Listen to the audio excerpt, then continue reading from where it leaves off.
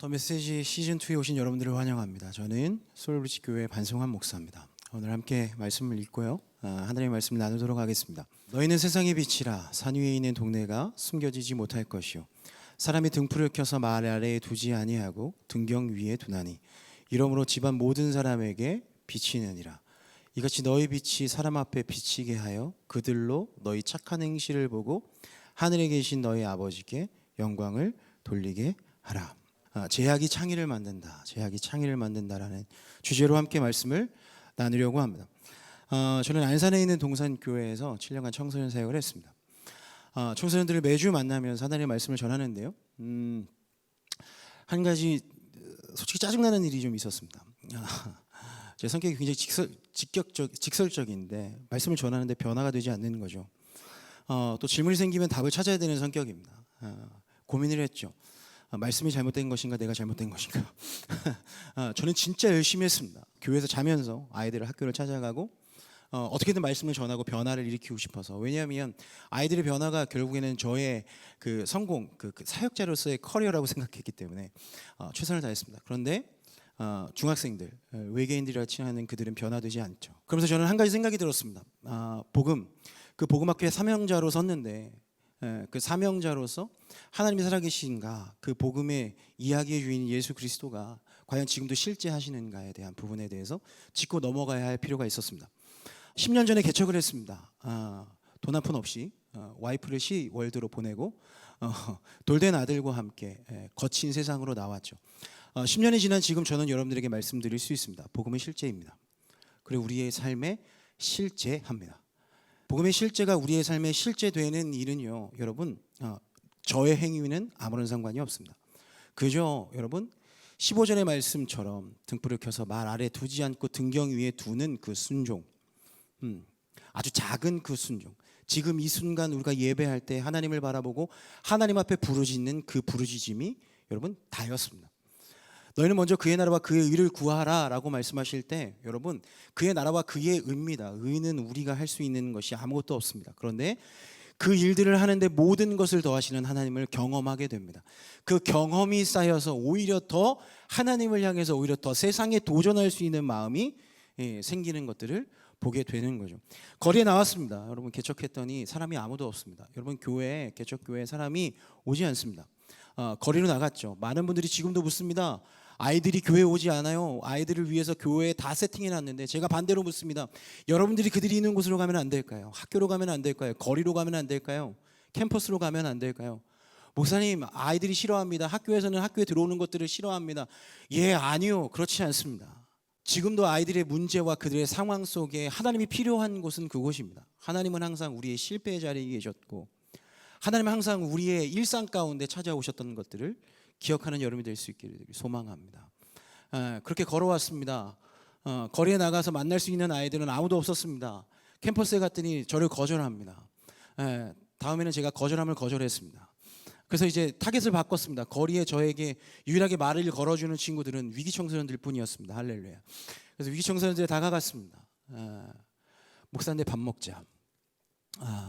여러분, 그게 빛을 비추는 유일한 방법이었습니다. 개척교회 목사가 뭐가 있겠습니다. 그런데 내가 무엇을 통해 하나님께 영광을 돌릴 수 있을까? 내 시간과 내가 할 수 있는 것은 그저 다가가서 말을 전하는 것뿐이었습니다. 목사인데 밥 먹자. 모든 의미가 담겨져 있습니다. 해치지 않을 거야. 굉장히 무서워하더라고요. 제가 다가가는데. 이렇게 선한 사람이 다가가는데 무서워할 줄이야. 할렐루야. 그리고 너를 교회로 데려갈 거야. 너에게 예수를 소개할 거야. 그런데 밥 먹는 시간이 지나면 지날수록 아이들은 궁금해합니다. 이 목사가 도대체 언제 나를 교회로 데려갈 것인가. 궁금해하기도 합니다. 목사님 진짜 목사 맞아요? 교회가 어디 있어요? 그 말이 나올 때까지 기다렸습니다. 그리고 교회로 데려왔습니다. 그들 가운데는 우리가 알지 못하는 수많은 이유들이 있었습니다. 왜 그들이 복음 앞에 변화되지 않는가? 그들에게는 가정의 문제가 있었고, 부모에게 문제가 있었고, 형제에게 문제가 있었습니다. 우리는 그들의 상황을 모르면서 예수를 믿지 않는다고 정죄하는 시간만 가지고 있었습니다. 그들이 예수에게 다가오기 위해서는 그들의 상황을 해결해 줄 필요가 있었습니다. 그래서 대안학교를 시작했습니다. 그게 제가 세상 가운데 빛을 비추는 방식이었습니다. 2년 전에는 하나님께서 저에게 청년 사역에 대한 마음을 주셨습니다. 거절했습니다. 용기가 생겼습니다.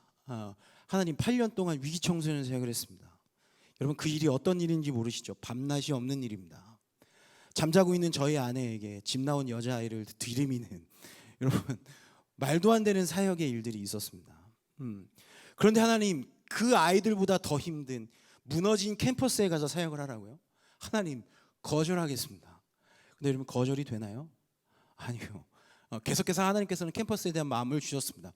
여러분 저는 그래서 그 캠퍼스의 사역을 하기 위해서 그 하나님의 사명을 감당하기 위해서 생각을 하기 시작했습니다. 여러분 제가 어떻게 했을까요? 매주 캠퍼스에 찾아갔습니다. 찾아가서 처음에는 또 예전에 했던 대로 목사인데 밥 먹자. 청년들 왜 이렇게 돈이 많은지요? 저도 돈이 있어요. 방법을 수정했습니다. 꽃을 사가기도 하고 커피를 주기도 하고 그들에게 다가가서 그들의 삶이 어떤지 물어봤습니다. 막 여러 가지 방법들을 취했습니다. 여러분 캠퍼스에 들어가는 것, 발을 담그는 것조차도 너무나 불안했습니다. 쫓겨나진 않을까? 이들이 나를 어떻게 생각할까? 그런데 여러분 그럼에도 불구하고 저는 경험이 있었죠. 두드리면 열린다. 그래서 들어갔습니다. 지금은 1년 만에 저희 공동체에 90명이 모입니다. 여러분 우리가 그들을 모이게 한 데에서는 어떠한 우리의 능력과 우리의 행위가 없었습니다. 그저 순종할 뿐이었습니다. 부르시면 부르신 대로, 생각나면 생각난 대로. 하루는 한 친구가 얘기했습니다. 목사님 청년들이 가장 많은 곳이 있습니다. 머릿속에 떠올랐습니다. 여러분 청년들이 가장 많은 곳이 어딜까요? 홍대입니다. 목사님 우리가 그래도 캠퍼스 사역을 한다면 홍대에 가서 전도를 해야 되지 않겠습니까? 좋다. 몇 시에 만날까? 새벽 1시에 만나자입니다. 미친 거죠. 클럽 앞에 저희들이 전도하러 나갔습니다. 사람들이 저희를 보지 않습니다. 그러나 저희들은 포기하지 않았습니다. 어떻게 하면 이들에게 복음을 전할 수 있을까? 어떻게 하면 이들에게 빛을 비출 수 있을까? 그들로 우리의 행위를 보고 예수 그리스도를 전할 수 있을까? 달고나를 굽기 시작했습니다. 복음을 들고 한 손에는 달고나를 들고 그 앞에서 달고나를 굽기 시작했습니다. 냄새가 사람들을 홀리기 시작했죠. 사람들이 찾아옵니다. 그런데 드문드문 찾아옵니다. 이거 가지고는 성에 안 찹니다. 왜요? 저는 그곳에서 진짜 많은 사람들에게 복음을 전하고 싶었습니다. 그들의 이야기를 듣고 싶었습니다. 왜 그렇게 술을 마시는지, 그 술의 자리를 하나님은 대체할 수 없는지, 성령에 취할 수는 없는지. 그래서 제가 여러분 저희 제자 중에 테슬라를 타고 온 친구가 있어서 테슬라를 깔아라. 테슬라에는 놀라운 기능이 있습니다. 시동을 끄면 스피커로 변합니다. 차가. 위러브 노래를 들었습니다. 할렐루야. 클럽 한복판에 새벽 1시에 클럽을 들어가기 위해 기다리고 있는 그들에게 위러브 노래를 틀어주며 달고나를 굽기 시작했습니다.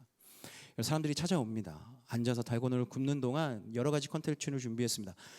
내 직업을 맞추면 스타벅스 쿠폰을 주겠다. 여러분 다 맞추지 못합니다. 홍대클럽 사장님이요, 헬스클럽 사장님이요, 목사다. 내 나이가 몇 살이냐? 술 취하면 배는 게 없습니다. 20대요. 스타벅스 쿠폰을 받기 위해서 막 이렇게 얘기하죠. 42살이다. 목사다. 얘기하면 마음이 풀립니다. 그때부터 그들의 삶을 이야기하기 시작하고 인스타를 팔로우하기 위해서 보다 보면 교회 사진이 있거나 말씀이 들어있으면 너 이 새끼야 왜 여기 와 있냐? 너 교회 가라. 너 끝나고 나서 교회 가라. 정말 그렇게 저희 교회 와서 1대1 제자 훈련을 받고 있는 친구들도 있습니다. 우리는 세상의 빛으로 부름받았습니다. 우리가 있어야 할 곳은 세상입니다.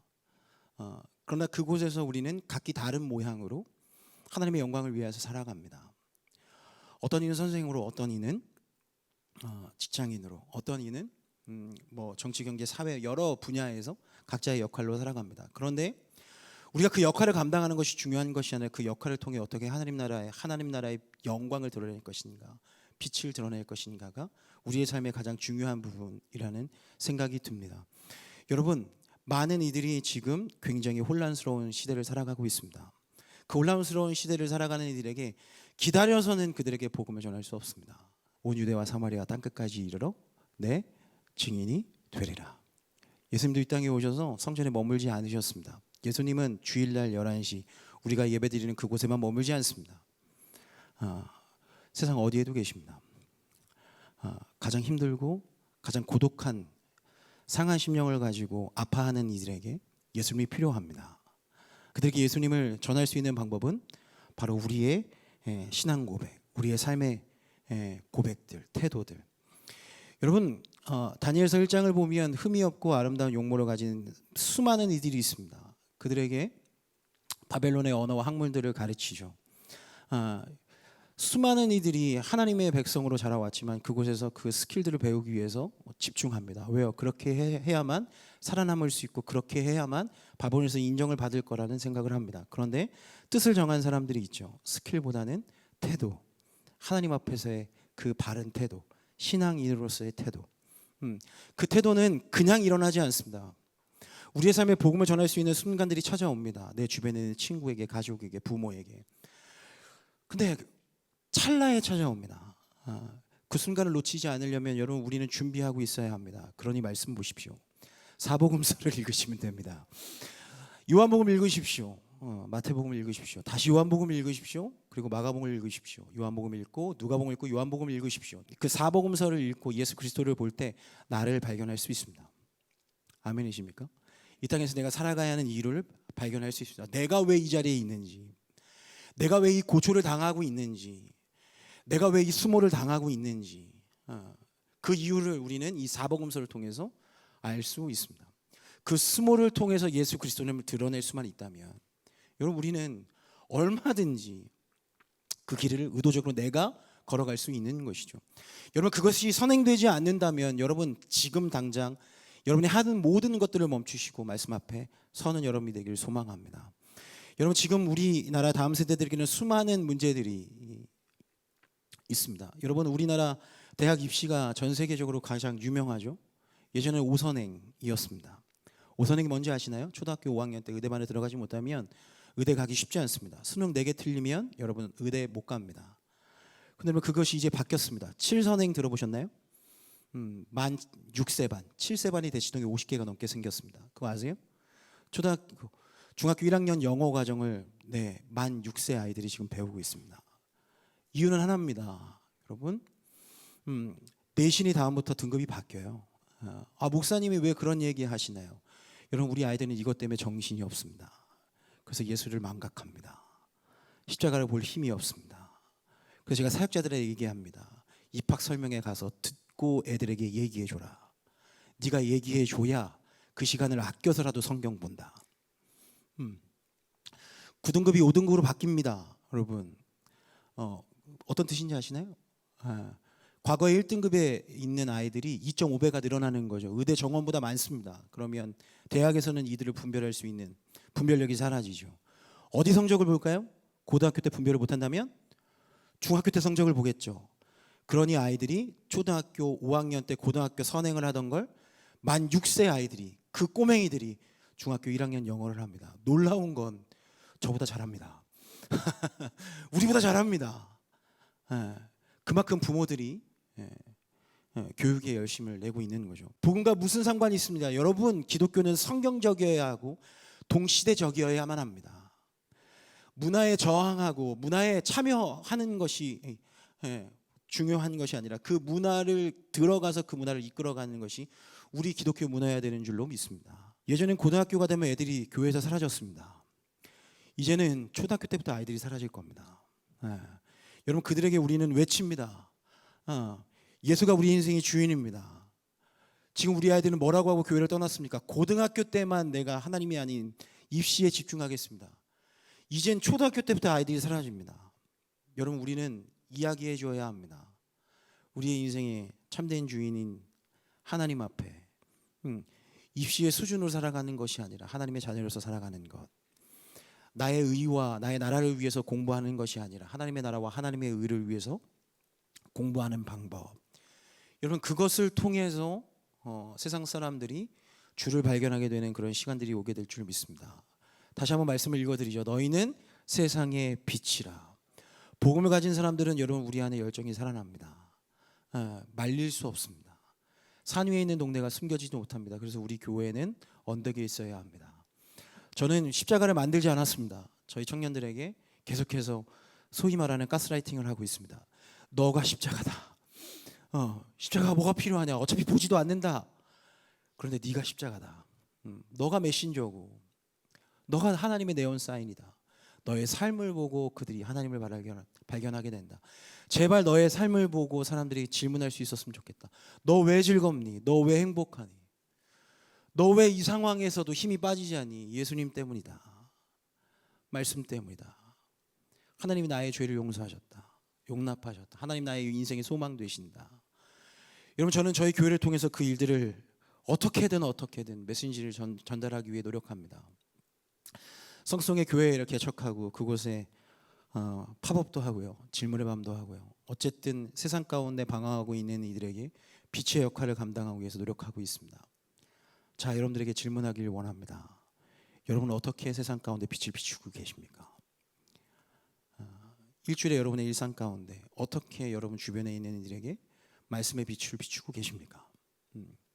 오늘 이 시간 그 고민이 시작되는 밤이 되길 예수님을 축원합니다.